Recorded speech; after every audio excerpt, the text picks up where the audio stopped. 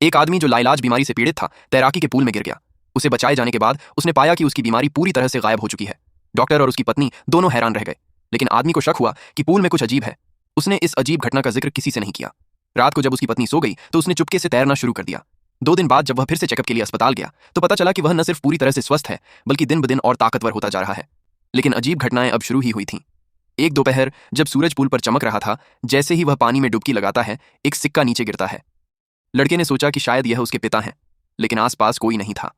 वह फिर से डुबकी लगाता है और देखता है कि हर मीटर पर एक एक सिक्का गिर रहा है। वह सिक्कों की दिशा में तैरता चला जाता है।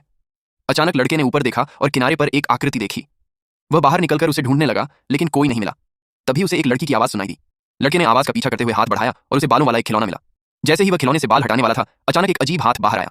लड़का डर गया और किसी तरह छूटकर भाग निकला। पूल से बाहर आकर उसने अपनी मां को सब कुछ बताया, लेकिन आसपास सब कुछ सामान्य लग रहा था। कोई निशान नहीं था कि कुछ हुआ हो। अगले दिन नए घर में शिफ्टिंग की खुशी में उन्होंने पड़ोसियों को बुलाया। बातों बातों में एक पड़ोसी ने घर की कहानी का जिक्र कर दिया। महिला ने पड़ोसी से पूछताछ की तो पता चला कि उन्होंने जो विला अपनी सारी जमा पूंजी से खरीदा था, वह दरअसल एक भूतिया घर है। 15 साल पहले एक छोटी लड़की सुबह सुबह पूल के पास आई थी। पूल में कूदने के बाद वह रहस्यमय तरीके से गायब हो गई और कभी वापस नहीं आई। तब से 15 साल तक इस घर में कोई नहीं रहा, जब तक उन्होंने इसे नहीं खरीदा।